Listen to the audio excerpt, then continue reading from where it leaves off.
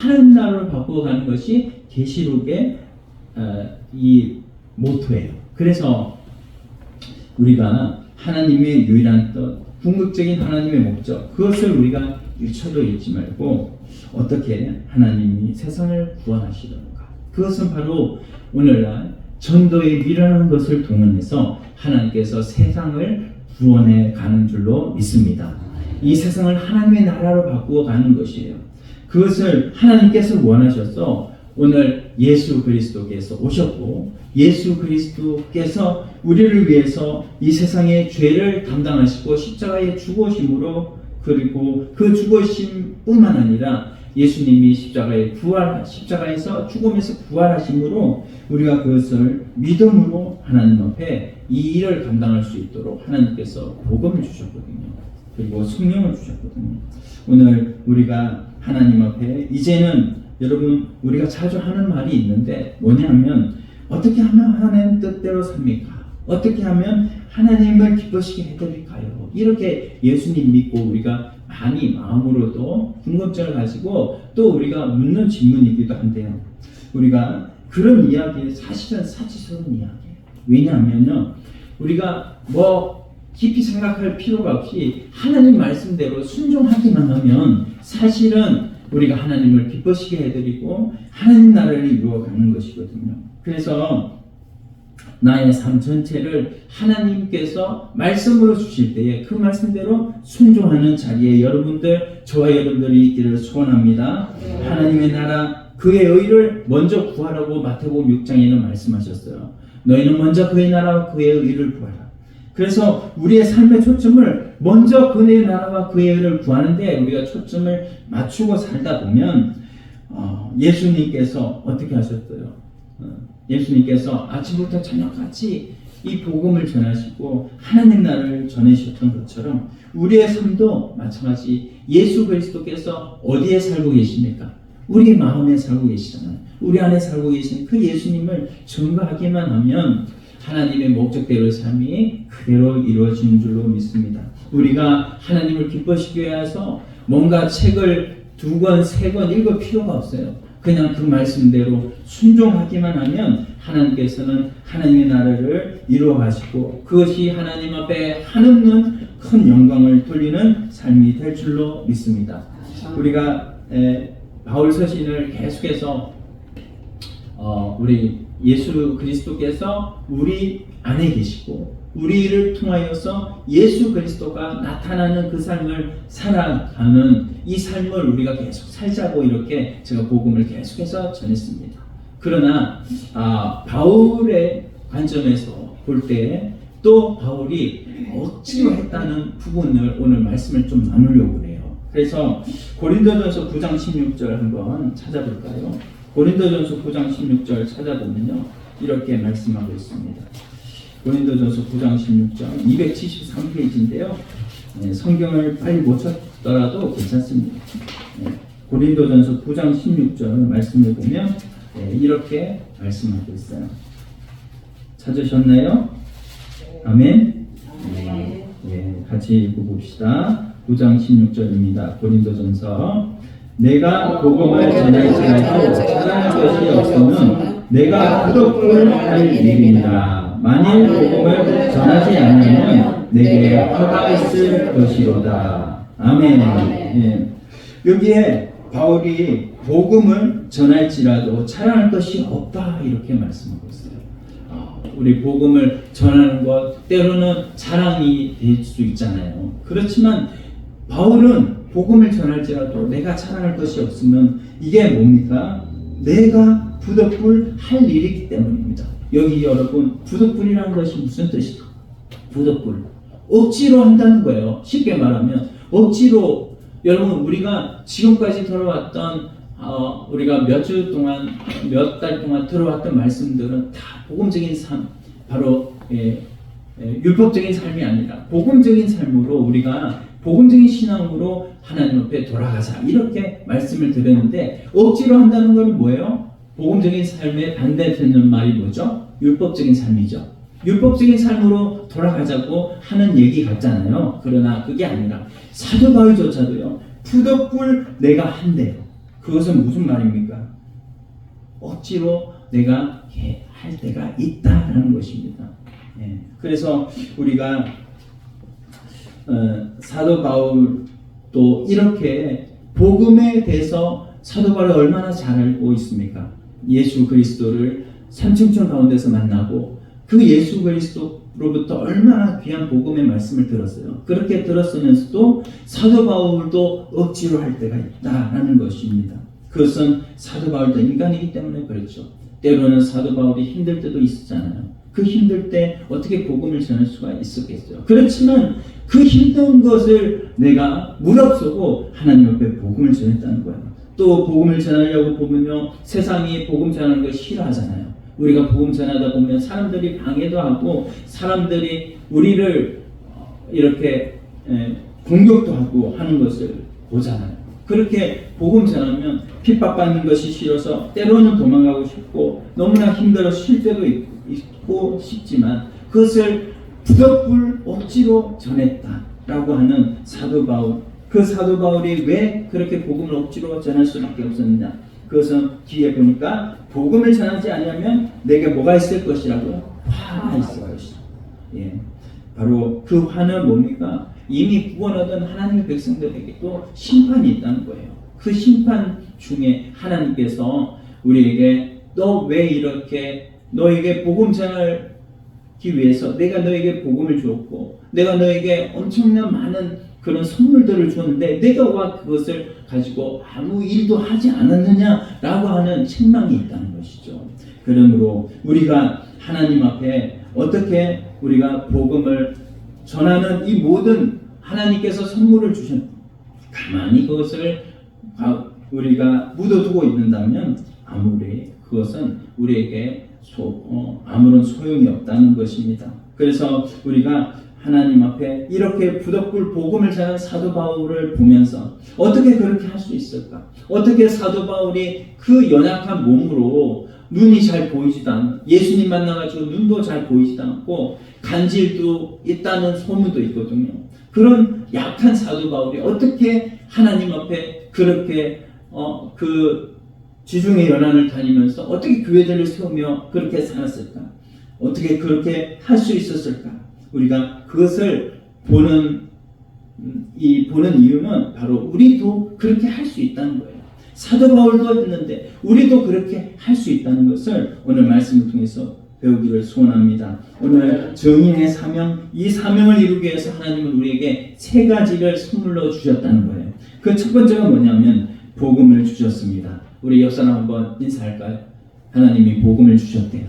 하나님이 복음을 주셨대요. 네. 우리가 하나님 앞에 집중하기 위해서 때로는 말씀에 집중하기가 힘들어서 이렇게 소름도 오고 하는데 이거를 깨기 위해서 이렇게 가끔 합니다. 우리 복음이라는 것은 기쁜 소식이잖아요. 이 기쁜 소식을 하나님이 우리에게 주셨대요.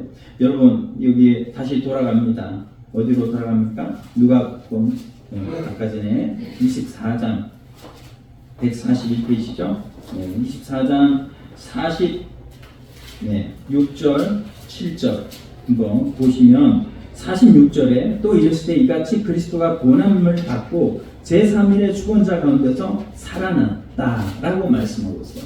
여러분 죽은 자 가운데서 제3일에 살아났다. 이거 복음이에요 아니에요? 복음이죠. 그리고 47절 한번 봅시다. 그의 이름으로 제3을 받게 하는 회개. 이거 복음이에요 아니에요? 누구든지 예수 그리스도를 믿기만 믿으면 구원을 얻는다라고 하는 죄사함을 받는다라고 하는 것이 바로 복음인 줄로 믿습니다. 이게 바로 복음이고 이 복음을 받은 하나님의 백성들은 누구든지 이 복음을 전하면 놀랍게 하나님의 역사를 보게 될 줄로 믿습니다. 근데요 때로는 안타까운 것은요 이게 복음으로 받아들여지지 않는다. 여러분 복음으로 우리에게 이 말씀이 정말 받아질 때 정말 기쁜 소식으로 여러분 죽었다가 부활하셨고 그리고 내 모든 죄가 예수 그리스도 그 한 분만 믿게 되면 100만 명을 죽이고 또한 수천 명을 죽인 그런 사람이라고 할지라도 예수 그리스도를 믿는 그 믿음으로 말미암아서 그 사람의 죄가 다 용서함을 받는다고 하는 이 사실이 얼마나 기쁜 소식이에요. 이 기쁜 소식 복음을 내가 믿어야 되고 이 기쁜 소식이 내게 와서 정말로 기쁜 소식으로 받아들여져야 되는데 사실은 그게 받아들여지지 않기 때문에 복음이 우리에게 복음되지 않기 때문에 얼마나 우리가 그 복음을 전하는 것에 대해서 이렇게 많이 마음을 쓰지 못하고 살아가고 있는 건가라는 것을 생각하게 되는 것이죠.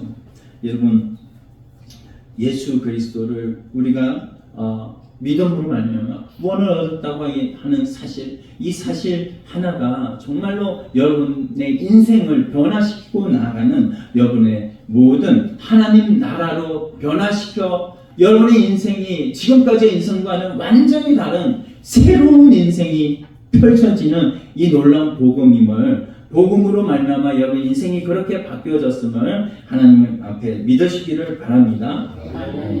여러분, 우리가 가만히 생각해 보면요, 이 복음이라는 거 때로는 우리에게 그렇게 막 다가오지 않는데 하나님 편에서는 보면요, 이 복음이라는 것이 진짜 하나님 편에서는 복음이 되는 줄로 믿습니다. 왜냐하면 여러분, 우리는 사람은 이성의 한계가 있어요. 그래서 우리가 사람이 아무리 똑똑해도 3분 후 압니까?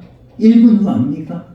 몰라요. 사람이 아무리 똑똑하고 박사라고 할지라도 사람이 3분 후, 10분 후 이렇게 할 수가 없어요. 무슨 일이 일어나는지 모르는 거예요. 그러나 우리는 그렇게 이성의 한계가 있지만 우리가 믿는 하나님은 전능하신 분인 줄로 믿습니다. 전지하신 분인 줄로 믿습니다. 그분은 알파와 오메가가 되시고 우리의 과거와 현재와 미래를 다 아시는 분이신 줄 믿습니다. 그분이 세상을 창조하셨고 그분이 우리가 이 세상에 오고 나서 이제는 죽음 이후에 어디로 가는지를 다 알고 계시기 때문에 우리는 눈이 초라한 눈이고 우리는 눈으로 우리가 볼 수 없는 것들이 얼마나 많은지 몰라요. 미시세계라고 하죠. 그런 세계들은 우리가 볼 수가 없는 거예요. 그러나 하나님은 다 알고 계시는 분이시기 때문에 그분은 우리가 죽음 이후에 우리가 어떻게 될지를 다 알고 계시고 천국과 지옥이 있는데 천국은 너무나 좋은 곳이고 하나님도 그것은 참 좋은 것이고 우리도 그런 걸 알고 있어요. 그러나 지옥은 어떤 곳인지는 하나님은 정말 알고 계시고 얼마나 잔인한 곳이고 얼마나 사람들을 괴롭게 하는 곳인지를 하나님은 다 알고 계신데 이것이 죽음 이후에 천국과 지옥이 갈라지고 이것이 예수 그리스도를 믿는 믿음으로 갈라지는 것을 하나님은 아시기 때문에 그것을 우리에게 기쁜 소식으로 주신 거예요. 복음으로 주신 거예요. 그러나 우리는 그걸 모르는 거예요. 그렇기 때문에 하나님 편에서 이게 복음이라는 거예요. 우리가 정말 하나님 말씀 가운데 이걸 복음으로 우리에게 주셨다면 우리가 가만히 있으면 안 되겠죠. 누가복음 이게 얼마나 좋은 소식인지 누가복음 2장 10절로 11절 말씀에는 이렇게 말씀합니다. 천사가 이르되 무서워하지 말라. 보라, 내가 온 백성에게 미칠 큰 기쁨의 좋은 소식을 너에게 전하노라. 이렇게 말씀했어요. 얼마나 강도가 높은 말입니까? 제가 놀라실까 봐서 그렇게 읽지 않았지만 여러분 여기 한번 보세요. 온 백성에 미칠 그 다음에 뭐예요? 이거 우리가 정말 마음을 다해서 정말 읽는다면 이거 진짜 복음이 얼마나 좋은 것인지를 안다면은 이게 크다는 말이 얼마나 중요한 것인지를 알아야 돼요. 이것만 말씀하셨나요? 이 큰 다음에 또 뭐라고 해요? 기쁨이 참 기쁨인데 큰 기쁨이라는 거예요. 또 그것만 있는 것이 아니라 큰 기쁨에 뭐라고요? 하나 더 더해서 좋은 소식. 이렇게 말씀하고 있어요. 제가 표정 연기자가 아니라서 이 감동을 전할 수가 없지만 하나님 보시기에 그리스도가 우리를 위해서 십자가에 죽으시고 부활하셨고 이제는 그분이 우리 안에 계심으로 우리가 죽어도 예수님과 같이 부활할 수 있는 부활의 소망을 우리에게 주셨다는 거. 그리고 내가 수많은 죄를 지었지만 이 죄가 예수 그리스도를 믿는 믿음으로 말미암아서 내 죄가 다 깨끗함을 받았다는 이 놀라운 복음이 얼마나 우리에게 기회가 되고 감사가 되고 기쁨이 되고 이 소식을 나만 아는 것이 아니라 많은 사람에게 전해야 되겠다는 이 복음이 되어진 줄로 믿습니다. 여러분 어떤 교수님 한 분이 계시는데요. 교수 정도 되면 굉장히 배운 것도 많고 그리고 자존심이 세잖아요. 그리고 자기가 어떤 일을 결심을 하면 그 결심한 것을 자신감이 있어가지고 내가 조금만 힘을 기울이면 다 이룰 수 있다고 하는 이런 자신감이 충만하잖아요. 근데 이 교수님이 있는데 그 교수님의 부인이 있대요. 근데 부인은 교회를 다녀요. 근데 이 교수님이 교회를 안 다녀요. 그래서 부인이 계속해서 예수 믿으라고 교회 가자고 계속 남편한테 예수 믿자고 부인을 이렇게 전도를 했어요. 그런데 안 되니까 교육자한테 이걸 얘기를 하는 거예요. 근데 교육자가 이거를 가지고 이제는 가서 교수님한테 교수님 왜 예수님을 믿지 않으신가요? 하니까 이 교수님이 하는 말이 예수를 안 믿는 특별한 이유를 말하는데 뭔가 자기가 부족하고 모자란 점이 있으니까 그것을 채우려고 굳이 하나님이 필요한 건 아닙니까? 이렇게 얘기를 하는 거죠.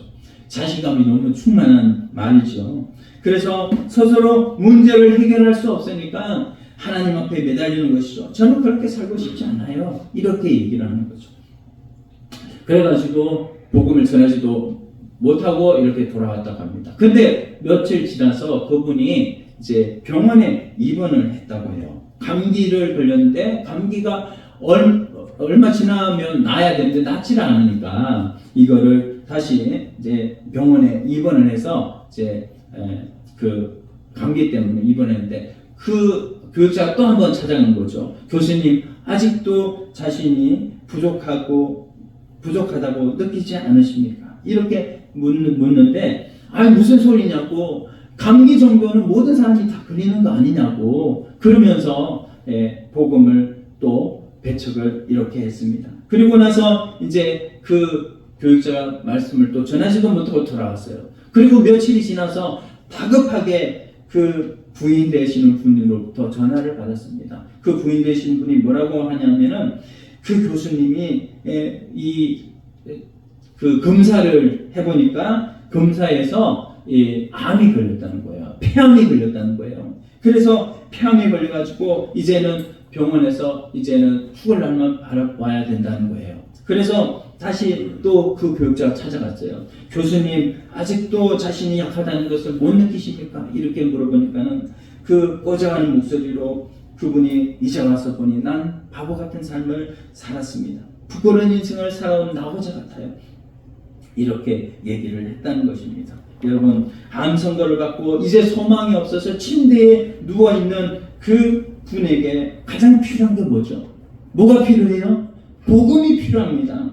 여러분 이제 그분은 이제는 세상 살 날은 얼마 남지 않고 이제는 하나님 앞에 얼마 있으면 서야 되는데 그분한테 가장 필요한 것이 뭡니까? 그분 앞에 이제는 심판대에 서야 되는데 그 기로에 서 있는데 그분이 어떤 하나님 앞에 이제 의인으로 서는가 아니면 죄인으로 서는가 바로 여기 기로에 서 있는 거예요. 그에게 필요한 것이 무엇이겠습니까? 바로 복음이 아니겠습니까? 여러분 그 복음을 그에게 전해 주었을 때 그에게 가장 필요한 복음 그 복음을 그는 받아들였다는 거예요. 진지하게 복음을 전했어요. 그래서 복음을 받아들였고 그는 이제는 하나님의 심판대 앞에 의인으로 설 수 있는 놀라운 길이 열려진 줄로 믿습니다. 여러분 이것을 바로 여러분 죽어가는 사람들한테 한번 전해줘 보세요. 죽어가는 사람들 그들이 정말 예수 그리스도를 믿는 믿음으로 말미암아서 이제는 하나님 앞에 의인으로 마지막 설 수 있는 지푸라기를 하나를 잡는 그런 심정으로 그들이 받아들일 때 놀라운 그들의 감사가 바로 그들의 삶 속에서 이루어지는 것이죠. 두 번째로 우리에게 하나님께서 주신 선물이 뭐냐면 바로 그것은 소명이라는 것입니다. 자, 우리 여러분 인사합시다. 하나님께서 소명을 주셨대요. 하나님께서 소명을 주셨대요. 첫 번째가 뭐였죠? 뭐를 주셨다고 그랬죠? 복음을 주셨어요. 두 번째는 뭐요? 소명을 주셨습니다. 우리 48절 한번 읽어볼까요? 48절 시작. 너희는 이 모든 일의 증인이라. 이렇게 말씀하고 있습니다. 여러분 예수 그리스도께서 십자가에 죽으시고 부활하신 것을 최초로 목격하신 분들이 누구예요? 예수님의 12제자 아닙니까? 예수님의 12제자들이 실제 눈으로 보았고 실제 또한 손으로 예수님의 손에 못자국을 만졌고 예수님의 옆구리에 천자국을 만진 사람이 누구죠? 도마 아닙니까? 도마가 그렇게 눈으로 보고 기록한 그 기록들, 제자들이 기록한 성경, 그 성경을 오늘 우리들이 다 눈으로 보고 귀로 듣고 하나님 앞에 우리 믿음의 눈으로 다 보고 우리가 예수 그리스도를 믿는 거 아니에요. 우리가 그렇게 예수 그리스도를 믿는 믿음으로 말미암아 우리는 이미 증인이 된 줄로 믿습니다. 여러분, 증인이라는 말이 뭐냐면요, 마르티스라는 말이에요. 마르티스. 자, 마르티스라는 말이 뭐냐면 또 다른 말로는 증인도 있지만 순교자라는 말이 또 있습니다. 그래서 증인은 곧 순교자. 바로 증인이라고 하는 것은 하나님의 세상으로 예수 그리스도께서 오셔서 이 예수 그리스도께서 세상에 수많은 기적을 3년 6개월 동안 행하시고, 그리고 예수 그리스도께서 십자가에 죽으시고 3일 만에 부활하신 것을 직접 눈으로 보고 손으로 만지고 체험하고 한 이 모든 것을 가지고 증인의 사명을 감당한 사람들, 이 제자들 다 예수 그리스도를 믿음으로 말미암아서 증인으로 서가지고 이제는 그것을 뭡니까? 증거를 했잖아요. 그 증거함으로 말미암아서 많은 사람이 예수 그리스도를 믿게 된 것이죠. 그런데 이것을 언제까지 하는 겁니까? 죽을 때까지. 예수 그리스도를 증거하는 그 증거를 죽을 때까지 하는데, 당시에 예수 그리스도께서 있었던 그 초대교회 때는 어떻게 해요? 예수 그리스도를 증거하면 어떻게 합니까? 죽여요. 유대인들이 가만히 있지 않아요. 유대인들이 예수 그리스도를 엄청나게 싫어하기 때문에 죽입니다. 죽을 때까지 복음을 전하는 그것이 뭐예요? 마르티스, 바로 증인이라는 거예요. 오늘 우리의 삶에도 하나님은 우리를 증인으로 세워진 줄로 믿습니다. 여러분, 그런데 여기 한번 잘 보시면 48절에 보면 너희는 이 모든 일의 증인이라 할 때 너희가 누굽니까? 너희가 누구예요?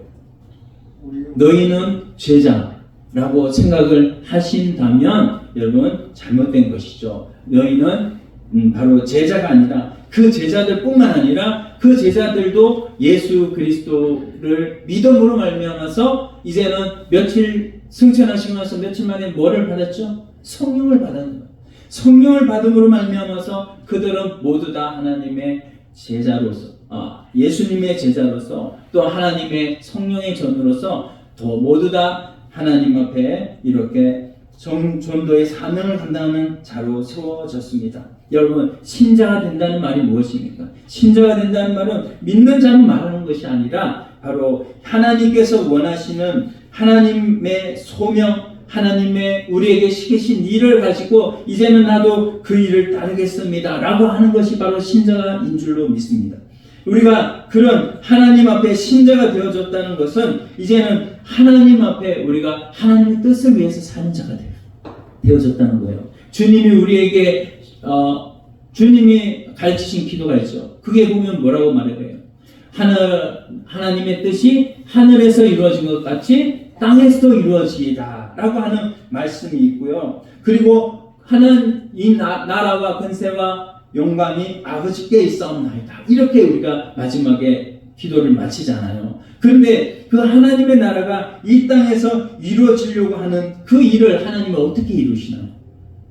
바로 증인을 통해서 이루시는 것입니다. 그래서 예수 그리스도의 제자 12명, 그 12명에게 증인의 사명을 주셨고, 그 증인의 사명을 통하여서 제자들이 복음을 전하니까 놀랍게 이 놀라운 이런 기적들이 일어나게 되는 것이죠. 여러분, 온 세상이 하나님을 대적하면 하나님을 대적하는 그 세상으로 어떻게 하나님이 영광을 받으시고 나라와 권세와 영광이 하나님께 어떻게 돌아가겠습니까?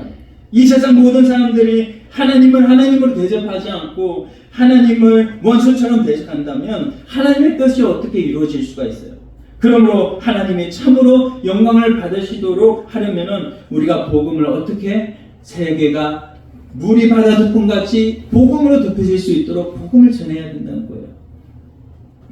우리는 그 일에 다 부름받은 소명이 있음을 믿습니다. 여러분, 우리가 어떤 분은 우리가 여기 너희라는 사람이 소명받은 사역자들만, 목사로만, 선교사로만 이렇게 생각할 수도 있어요. 그러나 그게 아니라는 것이죠. 여러분, 어렵게 사는 분들, 그렇게 아침부터 저녁까지 정말 이 일을 하고 또 집에 들어와서 자기 바쁘고 하는 이런 모든 분들, 그 모든 분들이 다 이렇게 소명을 받았고 하나님 앞에 사명자로 섰다라는 것을 여러분 믿으시기를 바랍니다. 우리는 하나님 앞에 뭡니까? 베드로전서 2장의 9절 말씀 볼까요? 한번 자꾸 돌리시니까 베드로전서 2장 9절 말씀 보겠습니다. 베드로전서 2장 9절. 자, 378페이지입니다. 네, 하나님 앞에 집중하시고요. 378페이지, 신약성경 378페이지. 베드로전서 2장 9절. 찾으셨어요? 네. 같이 한번 읽어보겠습니다. 그러나 너희는 택하신 족속이요 왕같은 제사장들이요 거룩한 나라요 그의 소유가 된 백성이니 이는 너희를 어두운 데서 불러내어 그의 귀한 빛에 들어가게 하신 이의 아름다운 덕을 선포하게 하려 하심이라. 아멘. 여기 선포하게 하려 하심이라 뭐예요? 목적사죠. 목적사. 성경에는 언약사만 있는 것이 아니라 또 구속사도 있고 목적사도 있다고 했어요. 그래서 목적, 하나님의 목적대로 우리를 어떻게 증인으로 부르신 줄로 믿습니다. 여기 우리를 증인으로 부르신 그 부르심에 대해서 택하신 족속이라고 우리를 불렀어요. 히브리인들만 이 히브리 족속이 아니라 우리를 하나님께서 우리와 함께 하심으로 영적인 히브리 족속을 삼으신 줄로 믿습니다. 예. 그리고 왕같은 제사장을 삼으신 줄로 믿습니다. 우리 안에 누가 계셔서? 우리 안에 예수님이 계심으로, 우리 안에 성령이 계심으로 우리를 택하신 왕같은 제사장들을 우리 왕으로 살아가는 이 모든 근원이, 이 모든 근원이 누구한테서 온다고요? 우리 안에 계신 성령께서 이것을 이루어 가시는 것입니다. 그래서 우리가 하는 모든 일들이요 바로 이렇게 증인의 사명을 감당하는 하나님께서 이런 놀라운 은혜를 베풀어 주세요. 그래서 우리가 드리는 모든 일들이, 하는 모든 일들이요 여러분 하나님 앞에는 뭐가 되냐면요, 따라서 합시다. 거룩한 제사가 됩니다. 거룩한 제사가 됩니다. 그래서 우리 모두가 거룩한 제사, 향기로운 제물을 하나님께 드리는 것이고요, 예수 믿는 사람은요 소명자이기 때문에 자기가 하는 모든 직업이 뭐예요? 소명자의 삶이에요. 그래서 모든 직업이 다 하나님 앞에 거룩한 직업인 줄로 믿습니다. 이것을 누가 말했어요? 칼빈이 말했어요. 왜냐하면 나의 가정을 통해서요 하나님 나라가 이 땅에 임하는 것을 하고 있기 때문에 우리가 하나님 앞에 사명자라는 거예요. 나의 직업을 통해서 주님의 뜻이 이 땅에 이루어지기를 소망하고 있기 때문에 우리가 사명자라는 거예요. 그래서 우리가 열심히 번 돈을 가지고 하나님 앞에 뭐 해야 하는 거예요? 헌금하잖아요. 여러분 그렇게 헌금을 드림으로 이 땅에 복음 전하는 일을 우리가 대신하는 것입니다. 여러분 그렇게 함으로 우리의 직업이 어떻게 되는 거예요? 거룩해지는 거예요. 여러분 우리의 가진 재산이 어떻게 지는 거예요? 거룩하게 되는 거예요. 내가 하나님 앞에 11조를 드림으로 하나님께서 이것을 받으시고 하나님의 일을 이루어 가시는데 쓰임으로 말미암아 내 모든, 나는 11조만 드렸지만 하나님 앞에 내 모든 삶에, 내 모든 재산이, 내 모든 하나님 앞에 가지고 있는 모든 일들이, 하는 모든 일들이 거룩해지는 줄로 믿습니다. 하나님은 그것을 받으시는 거예요. 하나님은 제사, 그 제사를 드림으로 말미암아서 우리의 모든 삶을 거룩하게 받으시는 거예요. 우리의 시간도 거룩해짐을 믿습니다. 우리의 모든 재능도 예수 그리스도의 그 믿음으로 말미암아서 이 사명을 감당할 때 거룩해지는 줄로 믿습니다. 아멘이시죠? 우리는 소명의 자리에 있어요. 중국의 유명한 선교사 허드슨 테일러라고 하는 분이 있어요. 그가 이런 말을 했어요. 작은 일은 작은 일이다. 하지만 작은 일에 신실한 것을 더하면 큰 일이 된다. 이렇게 말씀합니다. 우리는 날마다 반복하는 일상생활이 선교사들의 일에 비하면 우리가 작은 일이라고 이렇게 생각할 수가 있어요. 굉장히 작은 일이죠. 그러나 거기에 소명의식만 심으면, 우리가 믿음으로 하나님 앞에 이것을 내가 제사로 드립니다 라고 하는 것을 심기만 심으면 하나님 앞에 그것이 큰 일이 되는 줄로 믿습니다. 여러분 하시는 모든 작은 일이 하나님 앞에 작은 헌금을 드리더라도 이것을 믿음으로 드렸다면 이것이 하나님 앞에 큰 헌금이 될 줄로 믿습니다. 여러분 세상에 하는 일이 작은 일이라고 무시하지 마세요. 내가 하는 일이 작은 일이라고, 나는 가정에 설거지를 하더라도 그게 작은 일이라고 생각하지 마세요. 그런 일들을 통해서 믿음으로 하나님 앞에 소명으로 감당했을 때 그 일이 하나님 앞에 큰 일이 될 줄로 믿습니다. 여러분, 오스 기니스라고 하는 분이 있어요. 이분은 미국의 유명한 브루킨스 연구소의 연구원이었어요. 탁월한 학자였어요. 세계적인 변정가, 설교자, 연설가로서 활동하면서 평신도로 하나님 나라 영광을 위해서 엄청나게 영향을 끼치는 그런 지도자였습니다. 이분이요, 대학원 생활할 때 일이었어요. 대학원 생활하면서 교회에서 자원봉사자로 9개월 동안 일할 때가 있었습니다. 그 9개월 동안 일하면서 하루 종일 만나는 사람은 다 믿는 사람들이었죠. 그렇게 그 일을 하면서 어느 날 자동차에 기름을 채우기 위해서 주유소를 갔는데 주유소에서 주유소 직원과 한 10분 동안 얘기를 할 때가 있었어요. 그리고 그 얘기를 할 때 아마 전도를 했던 것 같아요. 그렇게 전도를 하면서 굉장히 그 전도를 마치면서 그는 기분 좋은 대화를 하고 나서 그 다음에 기름을 채우고 시동을 딱 걸려고 하는 순간 생각이 딱 들었어요. 그게 뭐냐면 내가 지금까지 하루 종일 만나는 사람은 다 예수 믿는 사람이었고 그 예수 믿는 사람 앞에 내가 그들에게 예수를 전하는 기회는 없었지만 내가 지금 여기 주유소에 와서 불신자인 저 직원을 만나가지고 내가 이렇게 복음을 전하니까 이 복음을 전함으로 인해서 내가 하나님 앞에 이런 일들을 감당했다라고 하는 것을 생각하게 될 때 그는 내가 정말 목사가 돼가지고 만나는 사람들은 모두 다 예수 믿는 사람들을 만날 텐데 그런 목사가 되는 것보다 차라리 이렇게 평신도로서 복음을 전하는 그 일을 하면 많은 사람들을 살릴 수 있지 않을까라고 하는 이런 생각을 가지게 되었다고 합니다. 그 뒤로부터 그는 이제는 목사가 되려고 하는 마음을 완전히 잊어버렸대요. 그리고 일평생 평신도로서 많은 사람들을 살리는 그 일을 작정하고 감당했다고 합니다. 여러분은 아침에 문을 열고 나가면 만나는 사람들이 불신자예요, 신자예요? 말씀을 한번 해보세요. 불신자잖아요. 불신자들을 만나잖아요. 여러분, 그러나 저는 많은 불신자도 만나지만 또한 목사님들을 많이 만날 때가 많거든요. 그래서 여러분, 우리가 생각하기에 따라서 작은 일이라고 생각하지만 우리는 다 사명자라는 거예요. 우리가 누구를 만나느냐. 여러분, 평신도로서 매일매일 이렇게 불신자를 만나고 그들에게 복음을 전한다면 이것은 엄청난 특권이죠. 그래서 하나님 나라 가면요, 목사가 더 큰 자리에 차지하는 것이 아니라 여러분 평신도로서 전도자로 이렇게 하나님 앞에 헌신하면서 소명자로 사는 하나님의 백성이 더욱더 하나님 나라에서 큰 자가 될 줄로 믿습니다.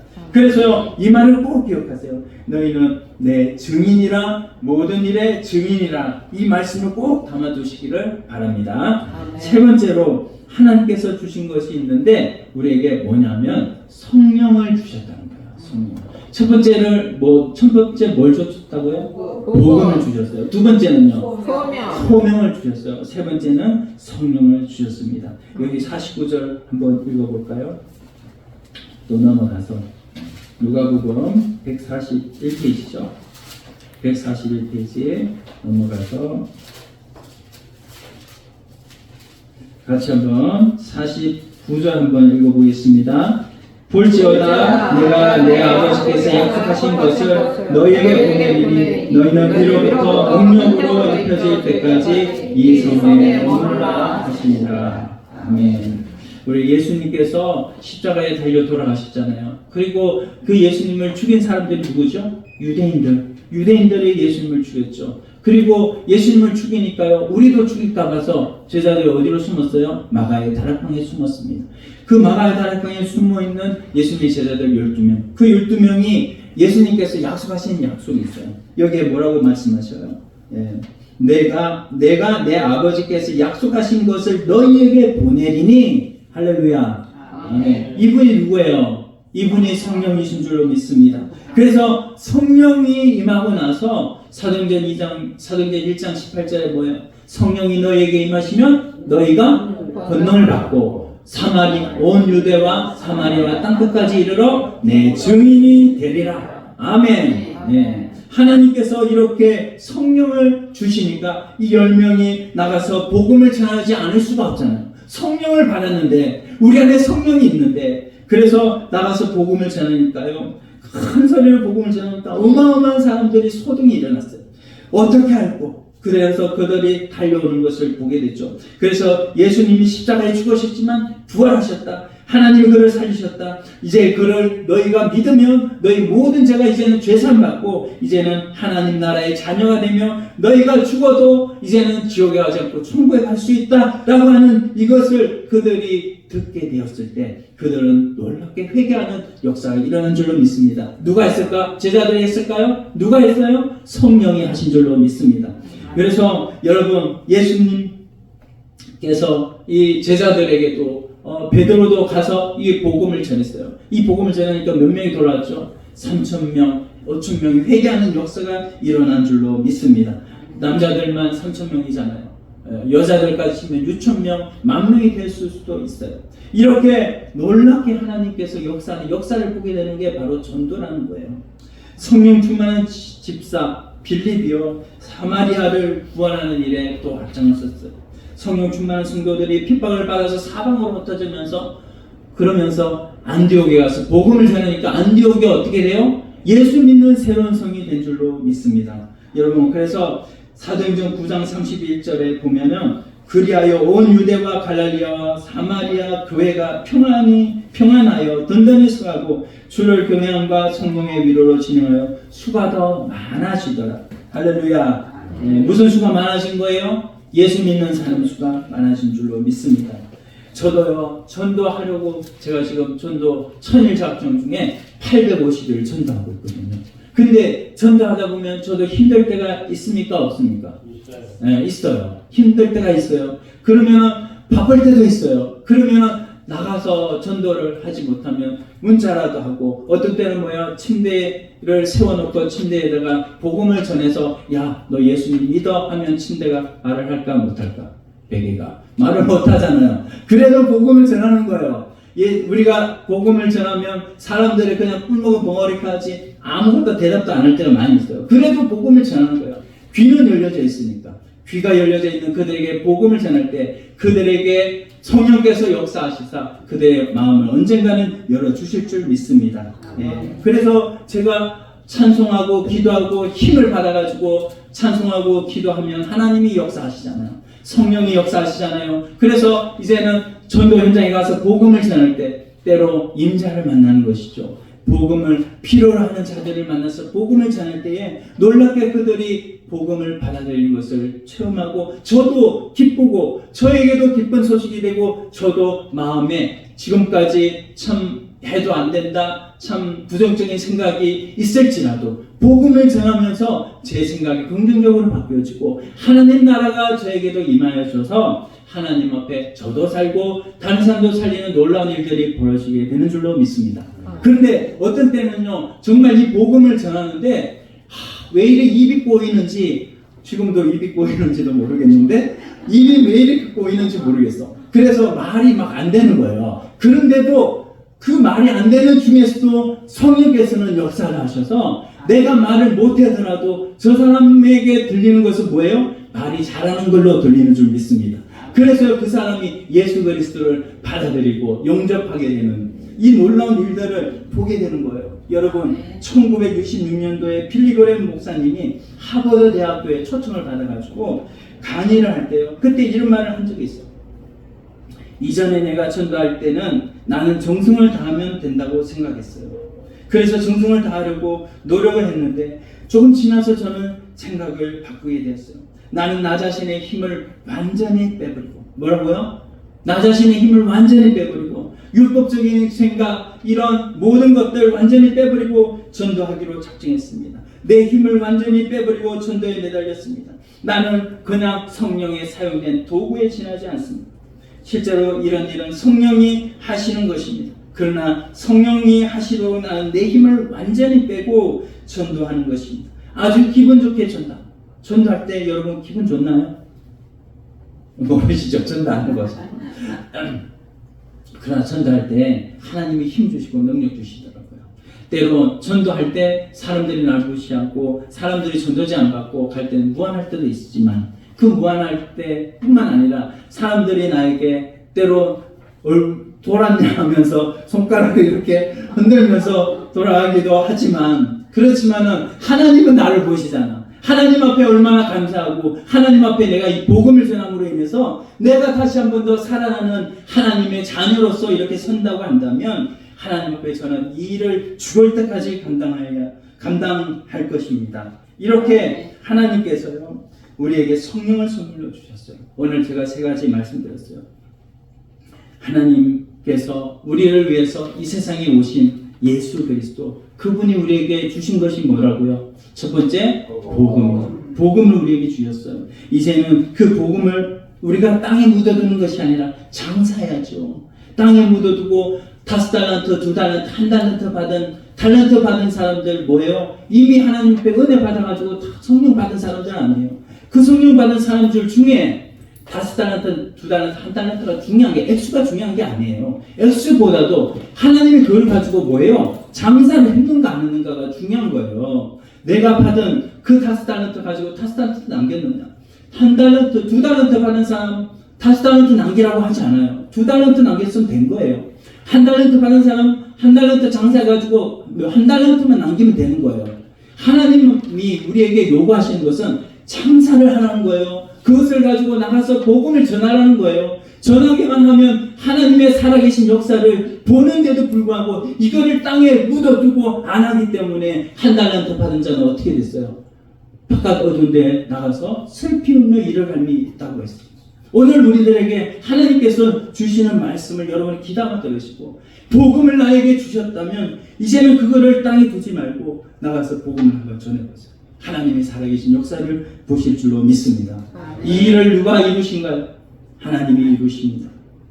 우리에게 2번째 뭘 주셨다고 했죠? 소명을 주셨다고 했습니다. 우리는 다 증인인 줄로 믿습니다. 이 증인의 삶을 여러분 살아갈 때 하나님 앞에 푸덕불, 이 일을 사도 바울도 감당했다고 그랬잖아요.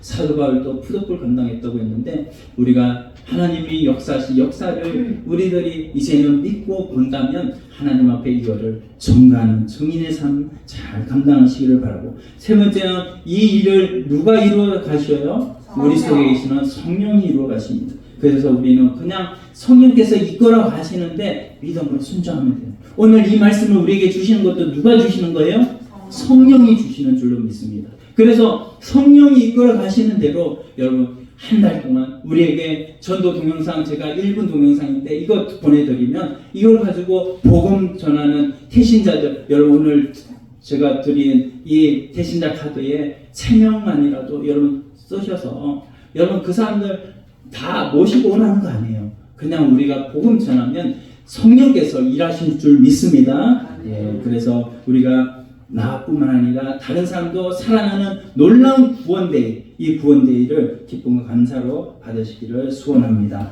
오늘 말씀 생각하면서 우리 같이 한번 기도드리겠습니다. 하나님 아버지, 우리에게 성령